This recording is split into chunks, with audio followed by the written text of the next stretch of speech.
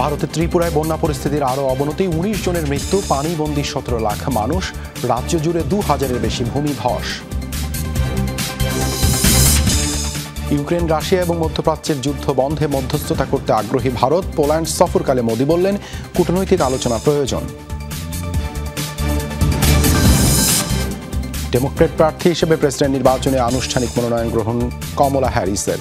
গাজায় যুদ্ধ বন্ধে প্রচেষ্টা চালিয়ে যাওয়ার ঘোষণা।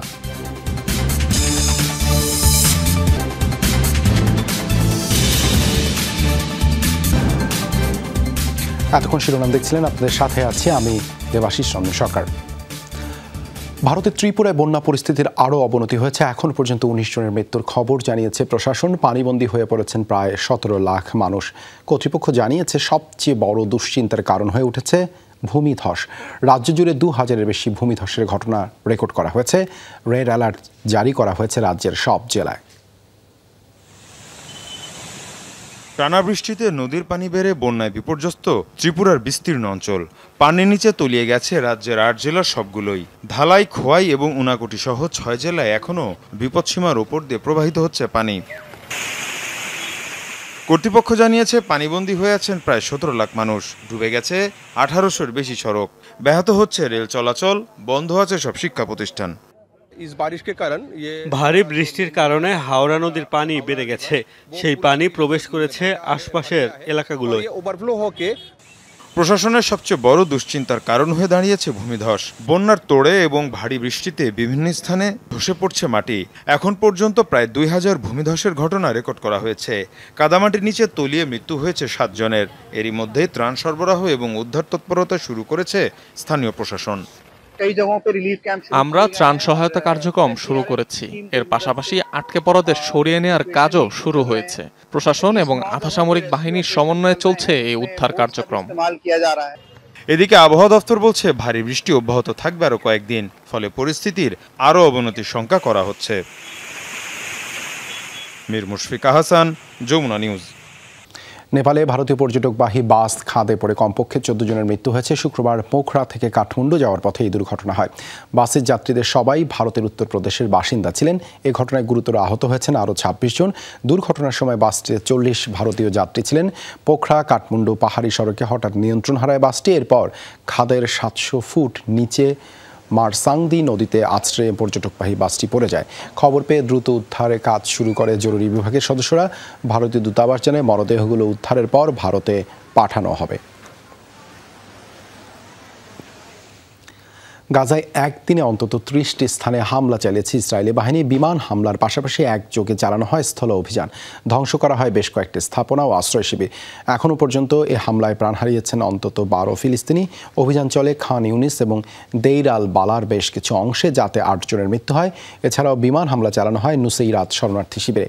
ক্ষতিগ্রস্ত হয় আবাসিক স্থাপনা, প্রাণ হারান ৪ জন। একই দিনে বিমান হামলা চলে গাজার পার্শ্ববর্তী জাইতুন অঞ্চলে। নেতানিয়াহু বাহিনীর দাবি, হামাসে অবস্থান লক্ষ্য করে চলে হামলা। দাবি, বিধ্বস্ত করা হয়েছে বেশ কয়েকটি অস্ত্রাগার ও সামরিক স্থাপনা। গাজায় আগ্রাসনের প্রতিবাদে আবারও লোহিত সাগর ও এইডেন উপসাগরে 2টি তেলবাহী জাহাজকে লক্ষ্য করে হামলা চালিয়েছে ইয়েমেনের হুতি বিদ্রোহী গোষ্ঠী। বিবৃতিতে ইরান সমর্থিত সামরিক গোষ্ঠীটির মুখপাত্র জানান, জাহাজ দুটির একটি গ্রিসের, অপরটি পানামার। জাহাজগুলো ইসরায়েলি সমুদ্র সীমায় প্রবেশের চেষ্টা করছিল বলে দাবি করে হুতি বিদ্রোহীরা। এদিকে একটি তেলবাহী জাহাজের প্রায় ১.৫ লাখ টন জ্বালানি তেল ছিল বলে জানিয়েছে আন্তর্জাতিক বিভিন্ন গণমাধ্যম। হামলার পর জাহাজটি থেকে তেল ব্যাপকভাবে ছড়িয়ে পড়ে সাগরে, যা পরিবেশের জন্য বড় হুমকি বলে জানিয়েছে কর্তৃপক্ষ।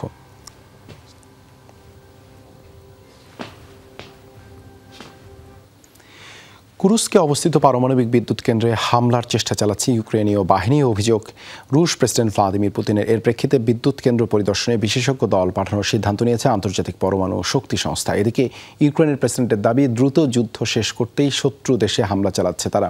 রুশ ভূখণ্ডে ইউক্রেনের হামলায় মার্কিন অস্ত্র ব্যবহার নিয়ে উঠেছে বিতর্ক। দ্বিতীয় বিশ্বযুদ্ধের পর শত্রু দেশের সবচেয়ে বড় হামলার শিকার রাশিয়া।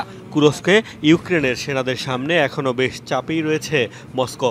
অঞ্চলটির ১২০০ বর্গ কিলোমিটার রয়েছে ইউক্রেনের দখলে। কুরস্ক ছাড়াও ইউক্রেনের সীমান্তবর্তী বেলগ্রোদ ব্রায়ানস্কেও চলছে হামলা। এমন পরিস্থিতিতে 3 অঞ্চলের কর্তৃপক্ষের সাথে জরুরি বৈঠক করেছেন রুশ প্রেসিডেন্ট ভ্লাদিমির পুতিন। তার অভিযোগ, কুরস্কে অবস্থিত পারমাণবিক বিদ্যুৎ কেন্দ্রে হামলার চেষ্টা চালিয়েছে কিয়েভ সেনারা। বিদ্যুৎ কেন্দ্র পরিদর্শনে বিশেষজ্ঞ পাঠানোর ঘোষণা দিয়েছে আন্তর্জাতিক পরমাণু শক্তি সংস্থা IAEA। শত্রুরা কুরস্কের নিউক্লিয়ার পাওয়ার প্ল্যান্টে হামলার চেষ্টা চালিয়েছে। আন্তর্জাতিক পরমাণু শক্তি সংস্থাকে এ বিষয়ে অবগত করা হয়েছে। তারা নিশ্চিত করেছে পরিস্থিতি পর্যবেক্ষণের জন্য বিশেষজ্ঞ দল পাঠাবে। এদিকে রুশ ভূখণ্ডে যুক্তরাষ্ট্রের GBU-39 বোমা হামলার ভিডিও প্রকাশ করেছে ইউক্রেনের বিমান বাহিনী, যা জন্ম দিয়েছে নতুন বিতর্কের। রুশ ভূখণ্ডে মিত্রদের অস্ত্রের ব্যবহার ন্যাটোর সাথে মস্কোর সরাসরি সংঘাতের শঙ্কাকে আরও উস্কে দেবে বলে মত বিশ্লেষকদের। ইউক্রেনের প্রেসিডেন্ট ভলোদিমির জেলেনস্কির দাবি, 30 মাস ধরে চলা যুদ্ধ দ্রুত শেষ করতেই শত্রু ভূখণ্ডে তাদের এই অভিযান। ইউক্রেনের দক্ষিণে ডোনেস্ক, খার্কিভ আমাদের প্রতিরক্ষামূলক অভিযান, রাশিয়ার কৃষ্ণ সাগরের নৌবহরে হামলা কিংবা কুরস্ক অঞ্চলে আমাদের অভিযান, সবই ইউক্রেনকে রক্ষায় আমাদের প্রচেষ্টার অংশ। স্বাধীন ইউক্রেনের যুদ্ধ শেষ করার লক্ষ্যেই আমরা প্রতিদিনই রাশিয়ার সামরিক অবস্থান লক্ষ্য করে হামলা চালাচ্ছি। ইউক্রেনের ফ্রন্টলাইনেও হচ্ছে দুপক্ষের তীব্র লড়াই। ডোনেস্কে হামলা বেশ জোরদার করেছে রাশিয়া, পাল্টা প্রতিরোধের দাবি করেছে কিয়েভ। মোস্তফা মাহমুদ, যমুনা নিউজ। ইউক্রেনের হামলায় ডুবে গেছে জ্বালানির ট্যাঙ্ক বোঝাই রাশিয়ার একটি ফেরি। বৃহস্পতিবার দেশটির দক্ষিণাঞ্চল কাফকাজ বন্দরে হয় এই ঘটনা। কর্তৃপক্ষ জানায় ফেরিটিতে অন্তত 30টি জ্বালানির ট্যাঙ্ক ছিল। মস্কোর দাবি, কিয়েভের হামলার বন্দরটিতেও আগুন লেগে যায়। এতে বন্দরটির বিভিন্ন স্থাপনা বেশ ক্ষতিগ্রস্ত। ধারণা, ফেরিটিতে মোট 15 জন আরোহী ছিলেন, যারা সবাই নিখোঁজ। ইউক্রেন, রাশিয়া এবং মধ্যপ্রাচ্যের চলমান যুদ্ধ বন্ধে মধ্যস্থতা করতে আগ্রহী ভারত। বৃহস্পতিবার পোল্যান্ডের রাজধানী ওয়ার্সোতে এসব যুদ্ধ বন্ধে নিজ দেশের আগ্রহের কথা জানিয়েছেন ভারতের প্রধানমন্ত্রী নরেন্দ্র মোদী। পোল্যান্ডের প্রধানমন্ত্রীর সাথে যৌথ সংবাদ সম্মেলনে মোদী বলেন, যুদ্ধের ময়দানে কোনো সংকটের সমাধান সম্ভব নয়, শান্তি প্রতিষ্ঠাই তাই কূটনৈতিক আলোচনার প্রয়োজন বলেও মনে করেন মোদী। বলেন, বন্ধু রাষ্ট্রগুলোর সাথে আলোচনার মাধ্যমে এসব সংঘাত বন্ধে যে কোনো সহায়তা করতে রাজি নয়াদিল্লি। পোল্যান্ড থেকে ইউক্রেন সফরে যাবেন ভারতের প্রধানমন্ত্রী।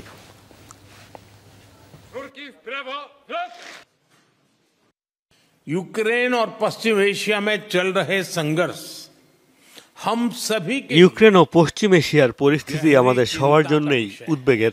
ভারত দৃঢ়ভাবে বিশ্বাস করে, যুদ্ধক্ষেত্রে কোনো সংঘাত বা সমস্যার সমাধান করা যায় না। যে কোনো সংঘাতে নিরীহ মানুষের প্রাণহানি মানবতার জন্য সবচেয়ে বড় চ্যালেঞ্জ।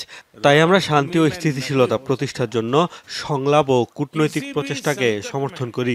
এর জন্য ভারত বন্ধু রাষ্ট্রগুলোর সাথে কাজ করতে এবং সব ধরনের সহায়তা করতে প্রস্তুত।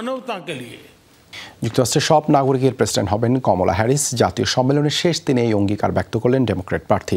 এদিন আনুষ্ঠানিকভাবে মনোনয়ন গ্রহণ করেন 59 বছর বয়সী এই নেতা। অতীতের সব ভেদাভেদ ভুলে মার্কিনীদের ঐক্যবদ্ধ হওয়ার আহ্বান জানান। ঐতিহাসিক মুহূর্তে গাজায় যুদ্ধ বন্ধের আহ্বান পুনর্ব্যক্ত করেন তিনি। The Democratic nominee for president, Vice President of the United States of America, Kamala Harris. July মাসে চূড়ান্ত হয়েছিল কমলা হ্যারিসের প্রেসিডেন্ট প্রার্থিতা। ডেমোক্র্যাটদের জাতীয় সম্মেলনে শেষ হলো আনুষ্ঠানিকতা। কনভেনশনের শেষ ও চতুর্থ দিনে গ্রহণ করলেন মনোনয়ন।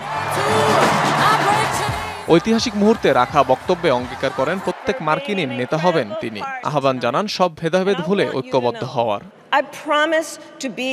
এমন একজন প্রেসিডেন্ট হব যিনি সবাইকে ঐক্যবদ্ধ করবেন, নেতৃত্বও দেব, জনতার কথাও শুনব, সবসময় লড়ব মার্কিনীদের জন্য।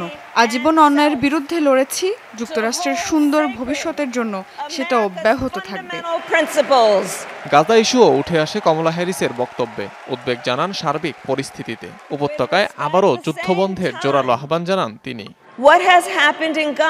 গাজায় 10 মাস ধরে যা হচ্ছে তা মর্মান্তিক। অনেক নিরাপরাধের প্রাণ ঝরেছে, ক্ষুধার্ত মানুষেরা জীবন বাঁচাতে দিক বিদিক ছুটছে। দুর্ভোগের মাত্রা সত্যিই হৃদয় বিদারক। ফিলিস্তিনিরা যেন মর্যাদা, নিরাপত্তা এবং স্বাধীনতা উপলব্ধি করতে পারে, সেজন্য এই যুদ্ধ বন্ধে কাজ করে যাচ্ছি। একই সাথে গর্ভপাত ইস্যুতে রিপাবলিকানদের কড়া সমালোচনাও করেন এই ডেমোক্র্যাট প্রার্থী। দাবি করেন মাথা ঠিক নেই ডোনাল্ড ট্রাম্পের। আগামী 5 নভেম্বর অনুষ্ঠিত হবে যুক্তরাষ্ট্রের প্রেসিডেন্ট নির্বাচন, যাতে রিপাবলিকান প্রার্থী ডোনাল্ড ট্রাম্পের বিপক্ষে লড়বেন হ্যারিস। জয়ী হলে তিনি হবেন মার্কিন ইতিহাসে প্রথম নারী প্রেসিডেন্ট। অনিক রহমান, যমুনা নিউজ। দুর্যোগপূর্ণ আবহাওয়া এবং অতিরিক্ত যাত্রীর ওজন সামলাতে ব্যর্থ হয় বিধ্বস্ত হয়েছিল ইরানের সাবেক প্রেসিডেন্ট ইব্রাহিম রইসিকে বহনকারী হেলিকপ্টারটি। বৃহস্পতিবার চূড়ান্ত তদন্ত প্রতিবেদনে এমনটাই জানানো হয়েছে। বলা হয় দুর্ঘটনার পেছনে কোনো পক্ষের হস্তক্ষেপ বা হামলার প্রমাণ পাওয়া যায়নি। এটিকে নিছকই দুর্ঘটনা হিসেবে আখ্যা দেওয়া হয়। গত 19 মে আজারবাইজান সীমান্তের কাছে পাহাড়ি এলাকায় হেলিকপ্টার দুর্ঘটনায় নিহত হন ইব্রাহিম রইসি। একই পরিণতি বরণ করেন পররাষ্ট্রমন্ত্রী সহ কয়েকজন শীর্ষ কর্মকর্তা।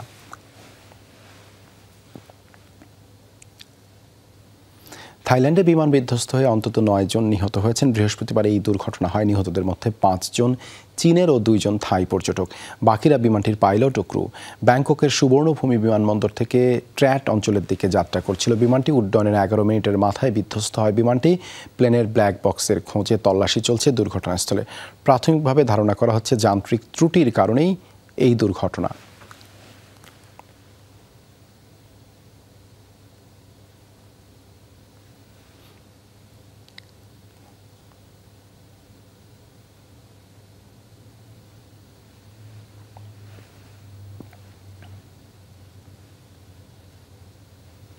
ভারী বৃষ্টিপাতে আকস্মিক বন্যার কবলে পড়ল সৌদি আরবের পশ্চিমাঞ্চল। বুধবার দেশটির মদিনা আল মুনওয়ারা অঞ্চলে সাক্ষী হয় এই বন্যার।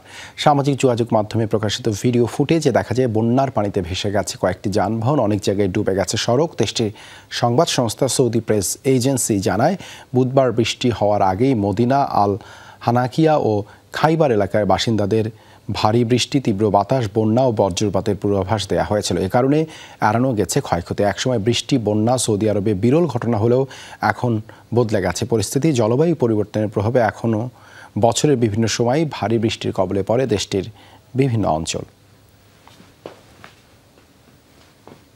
1 বা 2 ক্যারেট নয়, রীতিমতো আধা কেজি ওজনের হীরা সম্প্রতি দক্ষিণ আফ্রিকার দেশ বতসোয়ানায় মিলল এই অমূল্য রতন, যা খনি থেকে উত্তোলন করেছে মাইনিং প্রতিষ্ঠান লুকারা ডায়মন্ড। যদিও কোনো ধরনের বাজার দর প্রকাশ করেনি কর্তৃপক্ষ, তবে বিক্রি হতে পারে নিলামে, এমনটাই বলছে সংশ্লিষ্টরা। দুহাতে ধরা হীরের টুকরো দেখে হতবাক প্রেসিডেন্ট। নিজের চোখকেই যেন বিশ্বাস করাতে পারছেন না বতসোয়ানার রাষ্ট্রপ্রধান। দক্ষিণ আফ্রিকার দেশটিতে মিলেছে এই অমূল্য রতন, আকারে ওজনে যা বিশ্বের দ্বিতীয় বৃহত্তম। হীরাটির আবিষ্কারক কানাডীয় প্রতিষ্ঠান লুকারা ডায়মন্ড, যাদের মালিকানাধীন কারোই খনি থেকে মিলেছে হীরকখণ্ডটি। বতসোয়ানায় খনন কাজ কতটা গুরুত্বপূর্ণ তার উদাহরণ এই হীরার টুকরো। এটি আমাদের জন্য সব। আমাদের মাটির নিচে এমন অনেক মূল্যবান পদার্থ আছে যেটি আমরা বের করতে পারছি না। হীরার দাম বর্তমানে খারাপ হলেও প্রতিটি রত্নই মূল্যবান। হীরকখণ্ডটি শনাক্তে ব্যবহৃত হয়েছে অত্যাধুনিক মানের এক্স-রে প্রযুক্তি, যার ওজন 2492 ক্যারেট। কর্তৃপক্ষ প্রকাশ না করলেও হীরার টুকরোটির আনুমানিক বাজার মূল্য 50 থেকে 60 মিলিয়ন মার্কিন ডলার। ধারণা, নিলামে বিক্রি হতে পারে বিশেষ এই রত্ন। এর আগেও আফ্রিকার বিভিন্ন খনিতে মিলেছে বিশাল আকৃতির হীরা। মূল্যর দিক থেকেও এগিয়ে পৃথিবীর সর্বোচ্চ হীরক উৎপাদক দেশ বতসোয়ানা। বিশ্বের প্রায় 20% হীরাই আসে দেশটি থেকে। ইতিহাসে পৃথিবীর সর্ববৃহৎ হীরাটি পাওয়া গেছে দক্ষিণ আফ্রিকায়। ওজনে যা ছিল 600 গ্রামেরও বেশি। কালিনান হীরাটি পরে টুকরো টুকরো করে ব্যবহার করা হয় ব্রিটিশ রাজমুকুটে। অনিক রহমান, যমুনা নিউজ। মানুষের বদলে এবার সমুদ্র সৈকতে দেখা মিলল সি লায়নের। ক্যালিফোর্নিয়ার সান কার্লোস সমুদ্র সৈকতে উঠে এসেছে অসংখ্য সি লায়ন। গত সপ্তাহ থেকেই সৈকতে ভিড় করতে শুরু করে জলজ এই প্রাণীগুলো। এতে করে বন্ধ রয়েছে সৈকতে পর্যটক ও জনসাধারণের প্রবেশ। পানি থেকে উঠে আসা প্রাণীগুলোর নিরাপত্তা নিশ্চিতে নেওয়া হয়েছে প্রয়োজনীয় ব্যবস্থা।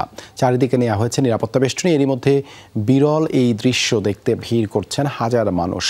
তবে ঠিক কী কারণে প্রাণীগুলো পানি থেকে উপরে উঠে এসেছে তা এখনও নিশ্চিত নয়।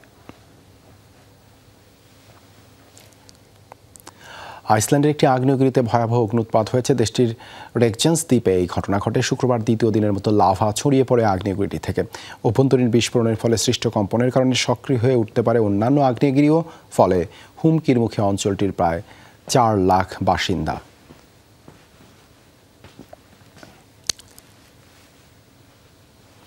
দর্শক, যমুনা আইডেস্ক কাজ এ পর্যন্ত। এতক্ষণ সাথে থাকার জন্য ধন্যবাদ সবাইকে।